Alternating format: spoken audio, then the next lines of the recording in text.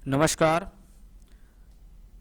हमारे सामने एक 29 वर्षीय लगभग 29 वर्षीय युवक की कुंडली 15 अगस्त 1992 को शाम को 6:55 पर आपका जन्म हुआ है और आपकी जो कुंडली है वो मकर लगन की कुंडली है और चंद्रमा कुंभ राशि के अंदर बैठे हुए हैं। यानी लगन और राशि दोनों के जो मालिक हैं वो शनि देव हैं। यानी कुंडली के अंदर जब लगन के भी मालिक और राशि के मालिक दोनों शनि देव हो जाएं तो कहीं ना कहीं कुंडली के अंदर शनि देव का बेहतर होना बहुत जरूरी है। अब शनि देव लगन के मालिक होके लगन में बैठे हुए हैं, स्वग्रही है, वक्री स्थिति में है, शश नामक महापुरुष योग बनाते हैं।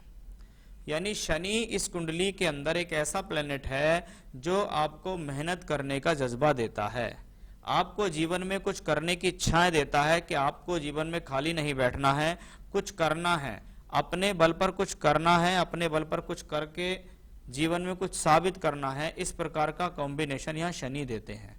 जब शनि लगन में होते हैं तो लगन में बैठा हुआ कोई भी ग्रह अपने आप में शक्तिशाली होता है और लग्नेश लगन में हो तो व्यक्ति को जीवन में मान सम्मान भी दिलाता है, स्वयं के बल पर कुछ तरक्कियां दिलाता है, व्यक्ति मेहनती होता है, अपनी मेहनत के बल पर कुछ ना कुछ साबित करने में सक्षम होता है। जब शनि लगन में हो तो शनि को कहते हैं कर्म कारक, मेहनत कराने वाला ग्रह, और जब वो लगन के अंदर विराजमान हो तो आप ये समझ लीजिए ये ग्रह आपसे बहुत अधिक मेहनत कराने वाला है, क्योंकि हर ग्रह का अपना एक स्वभाव है, भले वो अपनी राशि का हो या किसी भी राशि का हो। जब शनि लगन में होगा तो उसकी तीसरे घर पर दृष्टि होगी, सप्तम भाव पर, दशम भाव पर दृष्टि होगी, और जिस भाव पर शनि की दृष्टि उस भाव से संबंधित संघर्ष को उत्पन्न करता है शनि। तो वो चीज मुझे इसके यहाँ दिखाई दी। अच्छी बात यह है लग्नेश होके लगन में है, आप इतने कैपेबल हैं कि आप अगर अपने जीवन में चाहें तो अच्छी प्रगति कर सकते हैं। अब आपका चंद्रमा आपकी राशि का मालिक भी है, वो यहाँ बैठा हुआ है, सप्तम का मालिक अपने से अष्टम में बैठा है। इसका मतलब मैरिड लाइफ में देरी का कॉम्बिनेशन है। सातवें घर का कारक शुक्र छठे अष्टम भाव में बैठा हुआ है। इसका मतलब शादी में देरी के साथ साथ पत्नी के साथ वैचारिक मतभेद भी आएंगे। उसके लिए आपको कुंडली मिलान करके विवाह करना होगा, क्योंकि आपके चंद्रमा ने ये सब कुछ दर्शाया है, आपके शुक्र ने भी ये दर्शाया है। अब चंद्रमा यहाँ धन भाव में बैठा हुआ है। सप्तम का मालिक जब धन भाव में बैठे तो इसको कहते हैं जो पत्नी आएगी, आने के बाद उसकी पूरी तरीके से नजर होगी पति के बैंक बैलेंस पर, उसको एक एक चीज की जानकारी होगी, तुम कितना कमाते हो, कितना सेव रखते हो, ये आप ध्यान रखिएगा। अब आपको देखना है कि आपको किस तरीके से चलना है, कि अपने खाते में आपको पैसे कम से कम रखने हैं, कुछ दूसरे खाते में खोल के डाल देना पैसे, जिससे पत्नी को ये लगे कि तुम्हारे पास यही खाता है और तुम्हारे पास इतना ही बैलेंस है। चलिएगा बात करते हैं मंगल की, कि एक एग्रेसिव प्लेनेट है मंगल, जोश और साहस देने वाला प्लेनेट मंगल, जो चौथे और एकादश का मालिक होकर पंचम भाव में, यानी बुद्धि तेज है। मंगल यहाँ पंचम में बैठकर एकादश को देखता है, लाभ के अवसर पैदा करने वाला ग्रह है मंगल, सुख दिलाने वाला ग्रह है मंगल। लेकिन इन ग्रहों के रिजल्ट जब मिलते हैं जब व्यक्ति अपने जीवन में इनसे संबंधित कोई दशा आती है उसे, लेकिन मंगल आपका अच्छा है। राहु केतु जब कुंडली के 12वें और तीसरे छठे घर को प्रभावित करे तो राहु केतु की दशा आए या अंतरदशा आए, आपको दूर स्थानों से जुड़ने का मौका मिलता है, यात्राएं करने को मिलती हैं, हेल्थ इश्यूज आते हैं, बहुत अधिक मेहनत कराता है ये प्लेनेट, और अधिक मेहनत के बाद आपको पूर्ण फल नहीं मिलता। आप जहां काम करते हैं वहां से भी आप पूर्ण सेटिस्फाइड नहीं होते। तो वैसा आपका यहाँ राहु केतु दिखा रहा है। शत्रु भी थोड़ा सा परेशान करते हैं। अब आप देखिएगा बुध और सूर्य के नवम भाव का मालिक अष्टमेश के साथ सप्तम भाव में बैठा है और षष्टेश भी है, यानी भाग्य को बनाने के लिए बहुत प्रयास करने पड़ेंगे, क्योंकि बुध यहाँ छठे का मालिक भी है, अष्टमेश सूर्य के साथ है। बस अच्छी बात यह है कि भाग्य स्थान का मालिक होकर सप्तम में बैठा, लेकिन क्या है वो अष्टमेश के साथ है। भाग्य में अड़चने, भाग्य में रुकावटें आएंगी। अधिक प्रयासों के बाद जीवन में सफलता मिलने के योग बनाएगा ये ग्रह। और सूर्य अष्टमेश होकर सप्तम भाव में है, इसका मतलब फिर से एक कॉम्बिनेशन है कि उम्र हो रही है 29 वर्ष के आसपास और विवाह अभी तक हुआ नहीं है। सूर्य को देखिएगा आप नवांश कुंडली जो कि स्पाउस मैरिड लाइफ के लिए देखी जाती है, वहां पर देखिएगा सूर्य सप्तम भाव में बैठा हुआ है, यानी ये फिर से एक और कॉम्बिनेशन है शुक्र 12वें घर में कि भैया कुंडली मिलान करके विवाह करना होगा। बृहस्पति और शुक्र जब अष्टम भाव में बैठे हुए होते हैं तो दो शुभ ग्रह जब अष्टम में हो तो ये आयु के लिए अच्छा होता है, आपको अड़चनों से निकालने के लिए अच्छा होता है, घर परिवार से सहयोग दिलाने के लिए अच्छा होता है, कभी कभी पिता पक्ष से भी व्यक्ति को कुछ अवश्य मिल जाता है। बृहस्पति 12वें घर और तीसरे घर का मालिक है, बैठा हुआ है अष्टम भाव में। टूर से, ट्रैवलिंग से, यात्राओं से, शॉर्ट जर्नीज, लॉन्ग जर्नीज, दूर स्थान से जुड़ना, विदेश से जुड़ना आदि बृहस्पति कराने में सक्षम है और उससे आपको वो सफलता भी दिलाएगा। क्यों सफलता दिलाएगा? क्योंकि साथ में शुक्र है, शुक्र योग कारक है और शुक्र आपकी कुंडली में दशमेश भी है।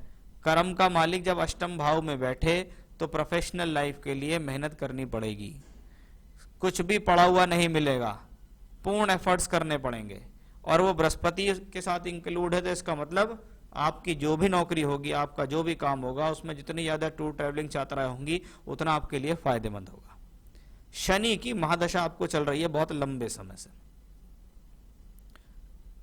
जब जल्दी उम्र में किसी ऐसे ग्रह की महादशा मिल जाए जो अच्छी अवस्था में बैठा हो तो इसका मतलब है कि शनि ने जिम्मेवारी ली है, आपको जीवन में सेट तो करेगा।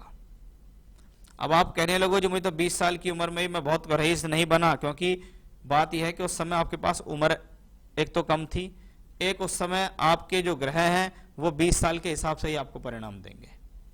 बाकी अन्य उसमें राजयोग धन योगों का भी इन्वॉल्वमेंट होना जरूरी है। अच्छी बात सिर्फ इस कुंडली में यही है कि लग्नेश लगन में बैठा है, बाकी अन्य प्लेनेटों की स्थिति मैंने आपको बताई थी कि हाँ शनि लगन में बैठकर आपको मेहनत करा रहा है, साहस दे रहा है, आप परिस्थिति से लड़ रहे हैं और जीवन में सफल हो रहे हैं।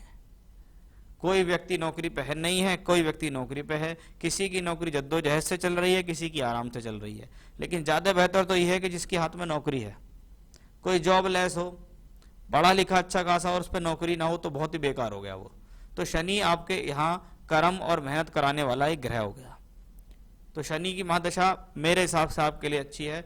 राहु की अंतरदशा आई, अब राहु 12 हाउस में, किया हुआ कार्य पर प्रोत्साहन नहीं मिल रहा, यानी जो भी मेहनत जो भी एफर्ट्स कर रहे हैं उसके लिए ना आपको कोई प्रोत्साहन मिल रहा, ना वाहवाही मिल रही, आपके एफर्ट्स भी कम हो रहे हैं, यात्राएं हो रही हैं, स्ट्रगल्स हो रहा है, ट्रबल्स आपकी लाइफ में बढ़ रही हैं।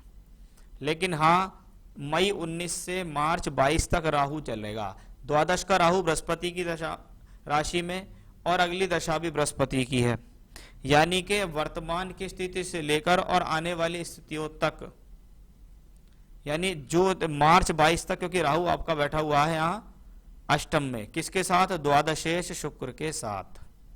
इसका मतलब है अगर आप अब से प्रयास करना शुरू करें तो आगामी 2 वर्ष में आपको इतना अच्छा समय है कि आप चाहें तो दूर स्थान से संपर्क जोड़ सकते हैं, विदेश जा सकते हैं, विदेश जाकर काम कर सकते हैं,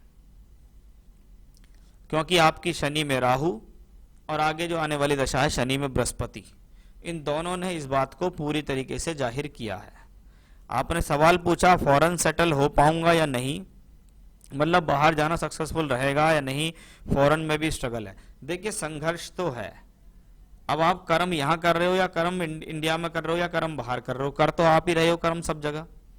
बात यह है आप अपने घर मान लो चंडीगढ़ पैदा हुए और जाके मुंबई में नौकरी करने लगे, या दिल्ली पैदा हुए जाके मुंबई में नौकरी करने लगे, है तो वो भी दूरी, संघर्ष तो आप वहां भी कर रहे हैं। ऐसा ही विदेश है, विदेश पहुंच तो जाएंगे लेकिन संघर्ष आपके साथ वहां भी जुड़ा ही रहेगा, यानी इस व्यक्ति को कोई भी चीज आराम से प्राप्त नहीं होगी। तो कॉम्बिनेशंस आपको हैं, आप जाइए वहां अच्छा कर सकते हैं। मैरिड लाइफ कैसी रहेगी अकॉर्डिंग टू कुंडली, वो मैंने आपको बता दी कि भाई साहब बड़ा संभाल के आपको डिसीजन लेने हैं, मैरिड लाइफ वाइज प्रॉब्लम्स दिख रही हैं, इसलिए कुंडली मिलान करके विवाह करें। क्योंकि शनि में बृहस्पति जो 26 मार्च 22 से 7 अक्टूबर 24 में आएगा, उसमें आपकी शादी हो जाएगी। क्योंकि बृहस्पति यहाँ सप्तमेश होकर सप्तम भाव को देखता है, इसलिए बृहस्पति शादी कराने वाला ग्रह है। हेल्थ कैसी रहेगी? अगर फॉरेन में हेल्थ रिलेटेड इश्यूज तो नहीं आएंगे, नहीं, कोई ऐसे बहुत खास हेल्थ इश्यूज नहीं आएंगे। बस बात यह है कि आपको जो भी दशाएं आगे मिल रही हैं वो पूरी तरीके से आपको शारीरिक रूप से विकसित नहीं कर रही, शारीरिक रूप से आपके अंदर पावर नहीं डाल रही। तो उसके लिए आप अपने शरीर का चाहे तो एक तरीके से प्योरीफायर कर सकते हैं, उसे शुद्धिकरण कर सकते हैं। और उसके लिए सबसे बढ़िया, अगर कोई व्यक्ति ये कहे मुझे खाया पिया नहीं लगता, मेरा शरीर दुबला पतला है, या मैं बहुत मोटा हूं, या कैसा भी हूं, एनर्जी नहीं है, ऐसे लोगों को नियम से अधिक तो पानी पीना चाहिए। ठंडा पानी नहीं, नॉर्मल पानी, जिससे क्या होगा, शरीर के खराब टॉक्सिन्स बाहर निकलेंगे। रोजाना नियम बना लो, कम से कम 4 लीटर पानी पीना है। दूसरा, सुबह उठते ही सबसे पहले गर्म पानी पीना है। तीसरा, आप रोजाना कम से कम 10 मिनट अनुलोम विलोम और 10 मिनट कपालभाति करो। 6 महीने इसको करके देख लेना, आपके शरीर में अलग ही एनर्जी होगी, आप बहुत कुछ बेहतर हो जाएंगे। फाइनेंशियली फॉरेन ठीक रहेगा या इंडिया में ठीक रहेगा, कहीं भी काम कर लीजिए, दोनों जगह ही आपके लिए अच्छा ही रहेगा, इसमें कोई स्थिति नहीं है। फाइनेंशियली आपको आने वाली दशाएं अच्छी हैं। और अगर चिल्ड्रन रिलेटेड कुछ भी पता चल जाता है तो वो भी बताना कि संतान कैसी होगी। संतान के लिए पंचमेश अष्टम भाव में गया है, यानी संतान देने वाला ग्रह मंगल से दृष्ट है। बाकी सप्तांश कुंडली में लगन में बृहस्पति है नीच का, और शनि से दृष्ट है, यानी आपके हिसाब से संतान अवश्य होगी, निश्चित होगी, आपको 2 संतान के योग हैं। बाकी इसका पूरी तरीके से जो जानकारी है वो पत्नी की कुंडली से पता लगती है। पाम से तो लगता है स्पिरिचुअल लाइफ ठीक है, नहीं है। अकॉर्डिंग टू कुंडली कैसा है, रिलीजियस स्पिरिचुअल लाइफ कैसी रहेगी? देखिए 9th हाउस, 9वां घर, 12वां घर, क्योंकि 12वां घर मोक्ष के लिए, 9वां घर धर्म के लिए होता है। अगर कहीं कुंडली के अंदर इस प्रकार के कॉम्बिनेशन मिले कि आपका देखिएगा 9वां घर का मालिक अष्टम भाव के मालिक के साथ, षष्टम भाव के मालिक के साथ सप्तम भाव में बैठा, जैसे ही शादी हो जाएगी उसके बाद आपके विचार स्पिरिचुअलिटी के प्रति इतने लग नहीं पाएंगे, यानी ऐसे लोगों का ध्यान नहीं लग पाता है अच्छा। और जब तक ध्यान नहीं लगेगा तो स्पिरिचुअलिटी आएगी नहीं। बाकी धार्मिक कार्यों में आप संलग्न रहेंगे, धार्मिक कार्य आप जीवन भर करते रहेंगे। अभी मैं अंडरवेट हूं और बचपन से ही वीक हूं, क्या आगे मोटा हो सकता हूं या पूरी लाइफ ही पतला रहूंगा? वो मैंने आपको रेमेडी बताई है, उसको करके देखिएगा आप। और मुझे बिना बात से डांट बहुत पड़ती है, क्या पूरे जीवन ऐसे ही रहेगा, मतलब बॉस वगैरह से डांट? अभी तो देखिए 12th हाउस में राहु बैठा है, मई 2019 से चल रही है, आगे बृहस्पति आएगी, तो भाई साहब डांट भी पड़ेगी आगे और स्ट्रगल भी रहेगा आगे अक्टूबर 24 तक, फिर ठीक हो जाएगा। मेंटली हेल्थ कैसी रहेगी? मेंटली हेल्थ भी ठीक रहेगी। बात ये होती है कि अब व्यक्ति जो मेहनत करता है उसको उसका फल नहीं मिलता, या उसका बॉस उसको डांटता है, तो व्यक्ति क्या होता है, मेंटली रूप से हराश हो जाता है, मेंटली रूप से उसको टेंशन होनी शुरू हो जाती है। तो वैसा ही कॉम्बिनेशन आपके साथ है। उसके लिए हमने आपको, जब आपका पाम देखा तो आपको रीडिंग में मैंने हमको कुछ उपाय हमने आपको बताए थे। यहाँ भी मैं आपको कहूँगा कि आपको ओपल तो पहन ही लेना चाहिए, एक फायर ओपल पहन लीजिए आप राइट हैंड की इंडेक्स फिंगर के अंदर। हनुमान जी से संबंधित पूजा पाठ आप करिए, क्योंकि हनुमान जी महाराज आपको देंगे बल, और उनसे संबंधित बजरंग बाण, हनुमान अष्टक, इनमें से कोई भी रोजाना इसका पाठ किया करो, सुबह भी करो और शाम भी करो। बाकी अभी शनि की 7.5 आपको चल रही है, वो आपकी कुंडली में कोई प्रभावी नहीं है, इसलिए आपको उससे घबराने की कोई जरूरत नहीं है, शनिदेव आपके फेवर में ही है। तो ओवरऑल भाई साहब कुंडली भी आपकी ठीक ठाक है। मैं इसको बहुत बढ़िया कुंडली तो नहीं कहूँगा, ऐसी कुंडलियां मैं बहुत देखता हूं जो व्यक्ति नौकरी कर रहे हैं और जीवन में संघर्ष कर रहे हैं, और वैसा आपकी कुंडली में दिखाई दे रहा है कि आप नौकरी करेंगे, संघर्ष करेंगे, विदेश के लिए ट्राई करिएगा, आपका काम हो सकता है, आपके पास अच्छी अपॉर्चुनिटी है, वहां जाके आप अच्छी तरक्की प्राप्त कर लेंगे।